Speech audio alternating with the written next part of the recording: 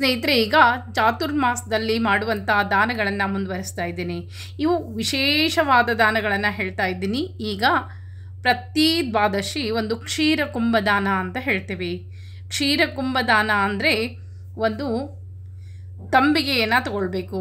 ಹಿತ್ತಾಳೆ ಆಗಿರ್ಬೋದು, ತಾಮ್ರ ಆಗಿರ್ಬೋದು, ಕಂಚಿನ ತಂಬಿಗೆ ಆಗಿರ್ಬೋದು, ಅಥವಾ ಬೆಳ್ಳಿ ತಂಬಿಗೆ.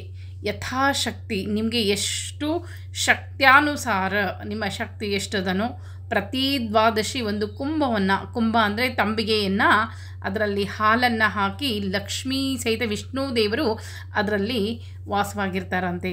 ಅದನ್ನು ಇಡಬೇಕು. ದ್ವಾದಶಿ ದಿವಸ ಸ್ನಾನ ಮಾಡಿ ದೇವರಿಗೆ ಅಡುಗೆ ನೈವೇದ್ಯ ಮಾಡೋಕ್ಕಿಂತ ಮುಂಚೆ ಆ ಕ್ಷೀರ ತುಂಬಿದ ಒಂದು ತಂಬಿಗೆಯನ್ನು ಅಂದರೆ ಕ್ಷೀರ ಕುಂಭವನ್ನು ಇಟ್ಟು ಅದಕ್ಕೆ ವಸ್ತ್ರವನ್ನು ಏರಿಸಬೇಕು. ವಸ್ತ್ರ ನಿಮಗೆ ಸೀರೆ ಇರಿಸ್ಲಿಕ್ಕಾದರೆ ಸೀರೆ ಇರಿಸಬೇಕು. ಇಲ್ಲದಿದ್ದರೆ ಅದಕ್ಕೆ ಬ್ಲೌಸ್ ಪೀಸ್, ಜೋಡು ಕುಬುಸ ಅಂತ ಹೇಳ್ತೀವಿ, ಅಂದರೆ ಬ್ಲೌಸ್ ಪೀಸನ್ನು ಅದಕ್ಕೆ ಏರಿಸಿ ಅದಕ್ಕೆ ಅರಿಶಿನ, ಕುಂಕುಮ, ಗೆಜ್ಜೆ ವಸ್ತ್ರ, ಹೂ ಎಲ್ಲ ಏರಿಸಿ ಲಕ್ಷ್ಮೀ ಸಹಿತ ವಿಷ್ಣು ದೇವರು ಅಂತ ಹೇಳಿ ಪೂಜೆಯನ್ನು ಮಾಡಿ ಆ ಕ್ಷೀರ ಕುಂಭ ಪೂಜೆ ಮಾಡಿದ ತಂಬಿಗೆ ಇರ್ತದಲ್ಲ ಹಾಲು ಹಾಕಿದ್ದು, ಆ ಕ್ಷೀರ ಕುಂಭವನ್ನು ಪ್ರತಿ ದ್ವಾದಶಿ ಒಂದು ಮುತ್ತೈದೆಗೆ ದಾನವಾಗಿ ಕೊಡಬೇಕು.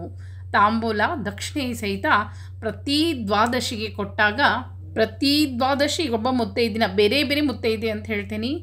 ಕೆಲವರು ಕೇಳ್ತಿರ್ತೀರಿ ಒಬ್ಬರಿಗೆ ಕೊಡಬೇಕಾ ಅಂಥೇಳಿ. ಅಲ್ಲ, ಬೇರೆ ಬೇರೆ ಮುತ್ತೈದೆಯನ್ನು ಕರೆದು ಕೊಡಬೇಕು.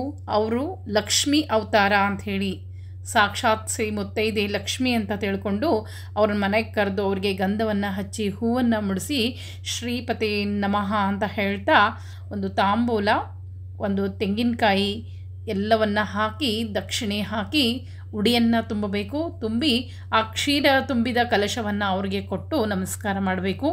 ಉಡಿ ತುಂಬಿ ಪ್ರತಿ ದ್ವಾದಶಿ ಈ ರೀತಿ ಮಾಡ್ತಾ ಹೋದಂತೆ ನಿಮ್ಮ ಮನೆಯ ದಾರಿದ್ರ್ಯಗಳೆಲ್ಲವೂ ಹೊರಟೋಗ್ತದಂತ. ಯಾವಾಗ ಪ್ರತಿ ದ್ವಾದಶಿ ಲಕ್ಷ್ಮಿ ಅಂತ ತಿಳ್ಕೊಂಡು ಆಕೆಗೆ ನೀವು ಮುತ್ತೈದೆಗೆ ಉಡಿಯನ್ನು ತುಂಬ್ಕೋತಾ ಹೋಗ್ತಿರಲ್ಲ, ಆ ರೀತಿ ಪ್ರತಿ ಸಲ ತುಂಬಿದ ಹಾಗೆ ನಿಮ್ಮ ಮನೆಯಲ್ಲಿ ಎಲ್ಲವೂ ಅಕ್ಷಯ ಫಲವನ್ನು ಪಡೀಲಿಕ್ಕೆ ಶುರು ಆಗ್ತದಂತ. ಅದಕ್ಕಾಗಿ ಇದು ಪದ್ಮಪುರಾಣದಲ್ಲಿ ಬರುವಂಥ ಚಾತುರ್ಮಾಸದ ಮೈ ಮೇಲೆ ಹೇಳ್ತಾರೆ. ಇನ್ನು ತಾಂಬೂಲ ದಾನಕ್ಕೆ ಬಹಳಷ್ಟು ಮಹತ್ವವನ್ನು ಕೊಡ್ತಾ ಇದ್ದಾರೆ. ಪದ್ಮಪುರಾಣದಲ್ಲಿ ಬರುವಂಥ ಚಾತುರ್ಮಾಸದ ಮಹಿಮೆಯಲ್ಲಿ ನಿತ್ಯ ತಾಂಬೂಲ ದಾನ ಮಾಡುವುದು ಬಹಳಷ್ಟು ಒಳ್ಳೆಯದು. ತಾನು ತಾಂಬೂಲವನ್ನು ಬಿಡಬೇಕು. ಅಂದರೆ ಯಾರು ತಾಂಬೂಲ ದಾನವನ್ನು ಕೊಡಬೇಕು ಅಂತ ಅಂದ್ಕೊಳ್ತೀರಿ ಅವರು ಚಾತುರ್ಮಾಸ ಮುಗಿಯುವವರೆಗೂ ತಾಂಬೂಲವನ್ನು ಹಾಕ್ಕೊಳ್ಬಾರ್ದು. ತಾಂಬೂಲ ಪ್ರತಿನಿತ್ಯ ಒಂದು ಮುತ್ತೈದಿ ಬ್ರಾಹ್ಮಣ ಮುತ್ತೈದಿ ಇರುವಂಥವ್ರ ಮನೆಗೆ ಹೋಗಿ 5 ವಿಳೆದೆಲೆ, ಹೆಂಡತಿಗೆ 5 ವಿಳೆದೆಲೆ, ಗಂಡನಿಗೆ ಅದರಲ್ಲಿ ಕಾಚು, ಲವಂಗ, ಯಾಲಕ್ಕಿ ಎಲ್ಲವನ್ನು ಅಡಿಕೆ ಪುಡಿ ಎಲ್ಲ ಹಾಕಿ ಸುಣ್ಣವನ್ನು ಹಚ್ಚಿ ಅವ್ರಿಗೆ ಕೊಟ್ಟು ಬರಬೇಕು. ಪ್ರತಿನಿತ್ಯ ಯಥಾಶಕ್ತಿ ದಕ್ಷಿಣೆ ಜೊತೆಗೆ ಕೊಡಬೇಕು. ಕೊನೆಯ ದಿನ ಕೆಂಪು ವಸ್ತ್ರ, ನಿಮಗೆ ಸೀರೆ ಕೊಡಲಿಕ್ಕಾಗಲಿಲ್ಲ ಅಂದರೆ ಆ ಮುತ್ತೈದೆಗೆ 2 ಕೆಂಪು ಬ್ಲೌಸ್ ಪೀಸನ್ನು, ಒಳ್ಳೆ ಬ್ಲೌಸ್ ಪೀಸನ್ನು 2 ಬ್ಲೌಸ್ ಪೀಸ್ ತೊಗೊಳ್ಬೇಕು. ಆಮೇಲೆ ಬ್ರಾಹ್ಮಣನಿಗೆ ಜೋಡು ವಸ್ತ್ರಗಳನ್ನು ತೆಗೆದುಕೊಳ್ಬೇಕು. 2 ದಾಳಿಂಬೆ ಹಣ್ಣು, ಕರಕಹ ಅಂತ ಹೇಳ್ತೀವಿ ಇದು ಸಂಸ್ಕೃತದಲ್ಲಿ. ದಾಳಿಂಬೆ ಹಣ್ಣನ್ನು ದಕ್ಷಿಣೆ ಸಹಿತ ಯಾರ ಬ್ರಾಹ್ಮಣರಿಗೆ ನಿತ್ಯ ಒಬ್ಬರಿಗೆ ಕೊಡಬೇಕು. ಅದನ್ನು ತಾಂಬೂಲ ಮಾತ್ರ ನಿತ್ಯ ಚಾತುರ್ಮಾಸದಲ್ಲಿ ಪ್ರತಿನಿತ್ಯ ಒಬ್ಬರಿಗೆ ಕೊಡಬೇಕು. ಕೊನೆಯ ದಿವಸ ಅವ್ರಿಗೆ ದಾನ ಕೊಡಬೇಕು. 2 ದಾಳಿಂಬೆ ಹಣ್ಣಿರಬೇಕು, ಕೆಂಪು ವಸ್ತ್ರಗಳಿರಬೇಕು. ಕೆಂಪು ಸೀರೆ ಕೊಟ್ಟರೆ ನಡೀತದೆ.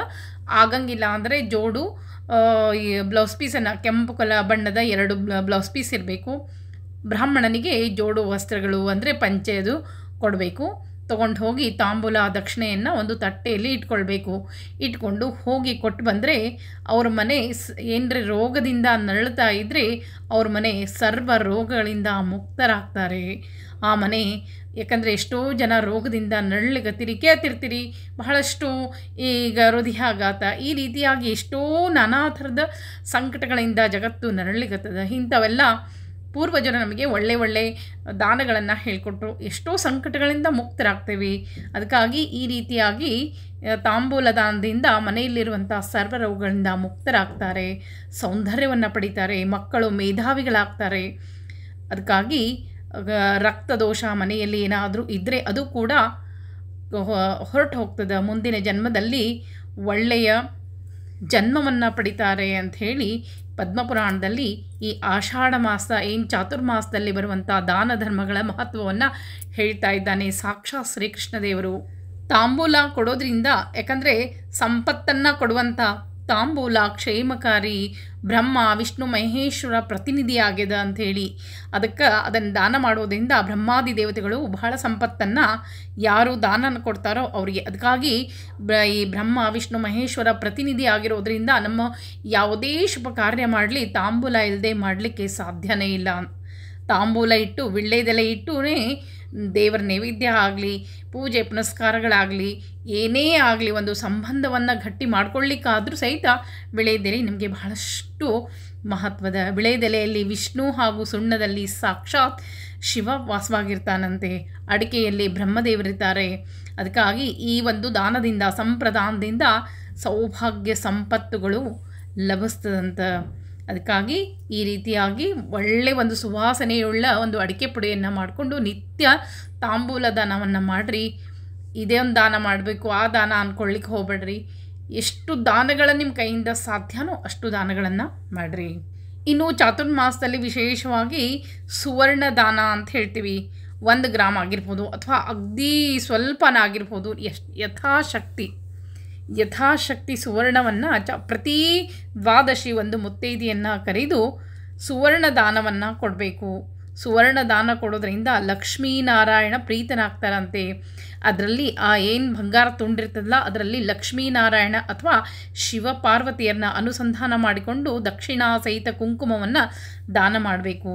ದೇವಿ ನನ್ನಲ್ಲಿ ಪ್ರೀತಳಾಗಲಿ ಅಂಥೇಳಿ ಹರಿಸ್ಕೊಂಡು ಏನು ಕನಕವನ್ನು ನೀವು ದಾನವಾಗಿ ಕೊಟ್ಟರೆ ಈ ಅಕ್ಷಯವಾದ ಸೌಭಾಗ್ಯ ಧನಧಾನ್ಯ ಮನೆಯಲ್ಲಿ ಅಕ್ಷಯ ಫಲವನ್ನು ಪಡೀತದಂತ. ಅದಕ್ಕಾಗಿ ಸಂತಾನ, ನಿಮ್ಮ ಮನೆಯಲ್ಲಿ ಹುಟ್ಟುವಂಥ ಸಂತಾನ, ಮುಂದೆ ಹುಟ್ಟುವಂಥ ಪುತ್ರ ಪೌತ್ರ ಎಲ್ಲವೂ ಅಭಿವೃದ್ಧಿಯನ್ನು ಹೊಂದುತ್ತದೆ ಅಂಥೇಳಿ ಶ್ರೀಕೃಷ್ಣದೇವರು ಯುಧಿಷ್ಠನಿಗೆ ಹೇಳ್ತಾ ಇದ್ದಾರೆ. ಇನ್ನು ಅನ್ನದಾನ ಅಂತ ಹೇಳ್ತೀವಿ. ನಿತ್ಯ ಅನ್ನದಾನ ಮಾಡಲಿಕ್ಕೆ ಆಗದೇ ಇದ್ದರೂ ಸಹ ದ್ವಾದಶಿ ದಿವಸ ಹೋಗಿ ಎಲ್ಲಿ ಅನ್ನದಾನ ನಡೀತಿರ್ತದೋ ಅಕ್ಕಿ ತೊಗೊಂಡು ಹೋಗಿರಬೇಕು. ಅಥವಾ ಅಲ್ಲೇ ಅಕ್ಕಿಯನ್ನು ಕೊಂಡುಕೊಂಡು ಅಕ್ಕಿ ಬೇಳೆ ನಿಮ್ಮ ಕೈಲಿ ಏನಾಗ್ತದೋ ಅದನ್ನು ತೊಗೊಂಡು ಹೋಗಿ ಎಲ್ಲಿ ಅನ್ನದಾನ ನಡೀತಿರ್ತದೋ ಅಲ್ಲಿ ಹೋಗಿ ದಾನವಾಗಿ ತಾಂಬೂಲ ದಕ್ಷಿಣೆ ಸಹಿತ ಕೊಡಬೇಕು. ದೇವಸ್ಥಾನ ಆಗಿರ್ಬೋದು, ಇನ್ನೆಲ್ಲೋ ಆಗಿರ್ಬೋದು, ಎಲ್ಲಿ ಅನ್ನದಾನ ನಡೀತಿರ್ತದೋ ಅಲ್ಲಿ ಹೋಗಿ ನಿಮಗೆ ಅಕ್ಕಿ ಬೇಳೆ, ಕಡಲೆಬೇಳೆ, ತಾಂಬೂಲ ದಕ್ಷಿಣೆ, ತರಕಾರಿ ಇವನ್ನೆಲ್ಲವನ್ನು ದಾನ ಕೊಡೋದ್ರಿಂದ ನಿಮ್ಮ ಮನೆಯಲ್ಲಿ ಕೂಡ ಯಾವತ್ತೂ ಧಾನ್ಯ ದಾರಿದ್ರ್ಯ ಬರುವುದಿಲ್ಲ. ಮಕ್ಕಳು ಕೂಡ ಅಭಿವೃದ್ಧಿಯನ್ನು ಹೊಂದ್ತಾರೆ.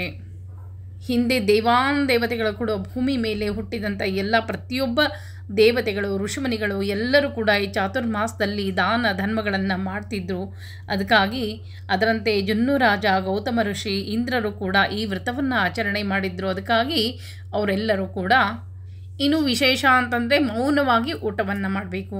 ಮೌನವಾಗಿ ಹೆಂಗೆ ಊಟ ಮಾಡಬೇಕು ಅಂದರೆ ಕೆಲವರು ಒಂದೇ ಹೊತ್ತು ಊಟವನ್ನು ಮಾಡ್ತಾರೆ, ಕೆಲವರು 2 ಹೊತ್ತು ಊಟ ಮಾಡ್ತಾರೆ. ಅದು ನಿಮಗೆ ಬಿಟ್ಟಿದ್ದು. ಈ ಚಾತುರ್ಮಾಸದಲ್ಲಿ ನೀವು 1 ಹೊತ್ತು ಅಥವಾ 2 ಹೊತ್ತು ಊಟ ಮಾಡೋರಿದ್ದರೆ ಯಾವತ್ತೂ ಮಾತಾಡಬಾರ್ದು. 2 ಹೊತ್ತು ಊಟವನ್ನು ಮಾಡಬೇಕು. 1 ಹೊತ್ತೇ ಊಟ ಮಾಡ್ತೀನಿ ಅಂಥೇಳಿ ಹರಿಸ್ಕೊಂಡ್ರೆ 1 ಹೊತ್ತು ಮಾಡಬೇಕು. ಮತ್ತೇನೂ ತಿನ್ನಬಾರ್ದು.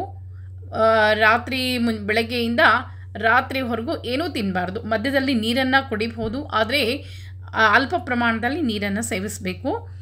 1 ಹೊತ್ತು ಊಟವನ್ನು ಮಾಡಬೇಕು. ಅಥವಾ ನೀವು 2 ಅಂದ್ಕೊಂಡಿದ್ರೆ 2 ಹೊತ್ತೇ ಊಟವನ್ನು ಮಾಡಬೇಕು. ಯಾವ ರೀತಿ ಅಂದರೆ ಊಟಕ್ಕೆ ಕೂತಾಗ ಮಾತನಾಡದೆ ಮೌನವಾಗಿ ಊಟವನ್ನು ಮಾಡಬೇಕು. ಈ ರೀತಿ ಊಟವನ್ನು ಮಾಡಿ ಕೊನೆಯ ದ್ವಾದಶಿ ದಿವಸ, ಚಾತುರ್ಮಾಸದ ಕೊನೆ ಮುಗಿತಾ ಇದ್ದ ಹಾಗೆ ಕೊನೆಯ ದ್ವಾದಶಿ ದಿವಸ ಅಳಿಯನಿಗೆ ಆಗಿರ್ಬೋದು ಅಥವಾ ಅಣ್ಣ ತಮ್ಮಂದ್ರಿಗಾಗಿರ್ಬೋದು ಅಥವಾ ದೇವಸ್ಥಾನಕ್ಕಾಗಿರ್ಬೋದು ಘಂಟಿ ದಾನ ಕೊಡಬೇಕು. ಜೊತೆಗೆ ಝಾಂಗ್ಟಿ ಅಂತ ಹೇಳ್ತೇವೆ ನಾವು, ಪೂಜೆಯನ್ನು ಮಾಡಬೇಕಾದ್ರೆ ಬಾರಿಸ್ತೇವಲ್ಲ, ಝಾಂಗ್ಟಿ ದಾನವನ್ನು ಕೊಡಬೇಕಾಗ್ತದೆ. ಏನೇ ಕೊಟ್ಟರು ತಾಂಬೂಲ ದಕ್ಷಿಣೆ ಸಹಿತ ಕೊಡಬೇಕು. ಇನ್ನು ಕ್ಷೀರ ಕುಂಭದಾನ ಅಂತ ಹೇಳಿದೆ. ಅದರಲ್ಲಿ ಪಯವೃತ ಬಂದಾಗ ಅಂದರೆ ಹಾಲಿನ ವ್ರತ ಬಂದಾಗ ಹಾಲನ್ನು ಹಾಕದೆ ನೀರನ್ನು ಹಾಕಿ ಕೊಡಬೇಕಾಗ್ತದೆ. ಅದನ್ನು ಹೇಳ್ತೀನಿ ಅವಾಗಂತ. ಇನ್ನು ಚಾತುರ್ಮಾಸದಲ್ಲಿ ವಿಶೇಷವಾಗಿ ವ್ರತ ಅಂತಂದರೆ ಪ್ರತಿದಿನ ಬಾಳೆ ಎಲೆಯಲ್ಲಿ ಊಟ ಮಾಡಬೇಕು. ಎಷ್ಟೇ ಒಂದು ಸಲ ವ್ರತ ಹಿಡಿದ್ಮೇಲೆ ಅಂತ ತಪ್ಪಿಸ್ಬಾರ್ದು. ಎಲ್ಲೇ ಹೋಗಲಿ, ಅಲ್ಲಿ ಬಾಳೆ ಎಲೆ ಸಿಗಲಿಲ್ಲ ಅಂದರೂ ನೀವು ಜೊತೆ ಒಯ್ದಿರಬೇಕು. ಬಾಳೆ ಎಲೆಯಲ್ಲಿ ಊಟವನ್ನು ಮಾಡಬೇಕು. ಕೊನೆಗೆ ಯಥಾಶಕ್ತಿ ಅಂದರೆ ದ್ವಾದಶಿ, ಕೊನೆಯ ಚಾತುರ್ಮಾಸ ಮುಗಿಯುತ್ತಾ ಬಂದಂತೆ ಕೊನೆಯ ದ್ವಾದಶಿ ಜೋಡು ವಸ್ತ್ರ ಕೊಡಬೇಕು. ಕಂಚಿನ ಪಾತ್ರೆಗಳನ್ನು ದಾನ ಮಾಡಬೇಕು. ಕಂಚಿನ ತಾಟು, ಬಟ್ಲ, ಆಮೇಲೆ ನೀರು ಕುಡಿಲಿಕ್ಕೆ ತಂಬಿಗೆ, ಇವನ್ನೆಲ್ಲವನ್ನು ಬ್ರಾಹ್ಮಣನಿಗೆ ವಸ್ತ್ರ ಸಹಿತವಾಗಿ, ಜೋಡು ವಸ್ತ್ರ ಸಹಿತವಾಗಿ ಕಂಚಿನ ಪಾತ್ರೆಗಳನ್ನು ದಾನ ಮಾಡಿದ್ರೆ ಸುಖಿಯಾಗಿ ಇರ್ತಾನೆ ಅಂಥೇಳಿ. ಕಂಚು ದಾನಕ್ಕೆ ಬಹಳಷ್ಟು ಶ್ರೇಷ್ಠ. ಬೆಳ್ಳಿ ಕೊಡಲಿಕ್ಕಾಗದೇ ಇದ್ದರೆ ಕಂಚಿನ ವಸ್ತುಗಳನ್ನು ದಾನವಾಗಿ ಕೊಡೋದ್ರಿಂದ ನಮ್ಮೆಲ್ಲ ಸಂಕಷ್ಟಗಳು ದೂರ ಆಗ್ತದೆ ಅಂಥೇಳಿ ಕಂಚಿನ ಪಾತ್ರೆಗಳನ್ನು ದಾನವಾಗಿ ಕೊಡ್ರಿ ಅಂತ ಹೇಳ್ತೀನಿ. ಕಂಚಿನಲ್ಲಿ ಬ್ರಹ್ಮ, ವಿಷ್ಣು, ಮಹೇಶ್ವರನ ಅಂಶ ಇರ್ತದಂತ. ಅದಕ್ಕಾಗಿ ಕಂಚು ಅತ್ಯಂತ ಶ್ರೇಷ್ಠ ಅನ್ನಿಸ್ಕೊಳ್ತದೆ. ಮನೆಯಲ್ಲಿ ದೀಪವನ್ನು ಕೂಡ ನಾವು ಕಂಚಿನ ದೀಪವನ್ನು ಹಚ್ಚಬೇಕು. ಬೆಳ್ಳಿ ದೀಪವನ್ನು ಹಚ್ಚಲಿಕ್ಕಾಗದೇ ಇದ್ದರೆ ಕಂಚಿನ ದೀಪವನ್ನು ಹಚ್ಚಬೇಕು. ಊಟಕ್ಕೂ ಎಷ್ಟೋ ಮಂದಿ ಪೂರ್ವದಲ್ಲಿ ಕಂಚಿನ ತಾಟಿನಲ್ಲಿ ಊಟವನ್ನು ಮಾಡ್ತಿದ್ರು. ಅದಕ್ಕಾಗಿ ಕಂಚು ಅತ್ಯಂತ ಶ್ರೇಷ್ಠ ಅನ್ನಿಸ್ಕೊಳ್ತದೆ. ಇನ್ನೂ ಬಹಳಷ್ಟು ದಾನಗಳವ. ಸಮಯ ಸಿಕ್ಕಾಗ ಸ್ವಲ್ಪ ನನಗೆ ಎಷ್ಟು ಸಮಯ ಸಿಕ್ತೋ ಅಷ್ಟರಲ್ಲೇ ಕೆಲವು ದಾನಗಳನ್ನು ಇದೇ ರೀತಿಯಾಗಿ ಕೊಡ್ತಾ ಇರ್ತೀನಿ. ಎಷ್ಟು ಸಾಧ್ಯನೋ ಅಷ್ಟು ನಿಮಗೆ ಮಾಡಿರಿ. ಯಾಕಂದರೆ ಈ ಜೀವ ಇವತ್ತು ಇನ್ನೂ ನಾವು ಎಷ್ಟು ದಿನ ಭೂಮಿ ಮೇಲೆ ಇರ್ತೇವೋ ಗೊತ್ತಿಲ್ಲ. ಇರುವವರೆಗೂ ನಾವು ಪುಣ್ಯವನ್ನು ಸಂಪಾದನೆ ಮಾಡಿಕೊಂಡು ಜೀವನವನ್ನು ಸಾರ್ಥಕಗೊಳಿಸ್ಕೊಳ್ಬೇಕು. ಅದಕ್ಕಾಗಿ ಯಥಾಶಕ್ತಿ ವ್ರತ ನೇಮ ನಿಷ್ಠೆಯನ್ನು ಮಾಡಿರಿ ಅಂತ ಹೇಳ್ತಾ ಮತ್ತೆ ಮುಂದಿನ ವಿಡಿಯೋದಲ್ಲಿ ಸಿಗ್ತೀನಿ. ಇನ್ನೂ ಬೇಕಾದಷ್ಟು ದಾನಗಳವ ಅವನ್ನ ಹೇಳ್ತಾ ಹೋಗ್ತೀನಿ. ಮತ್ತೆ ಸಿಗ್ತೀನಿ. ನಮಸ್ಕಾರ.